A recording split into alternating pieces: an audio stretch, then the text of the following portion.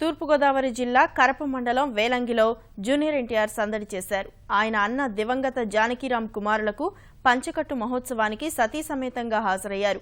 వీరితో పాటు హరికృష్ణ దంపతులు, మరో అన్న కళ్యాణరామ్ దంపతులు ఈ ఉత్సవానికి హాజరయ్యారు.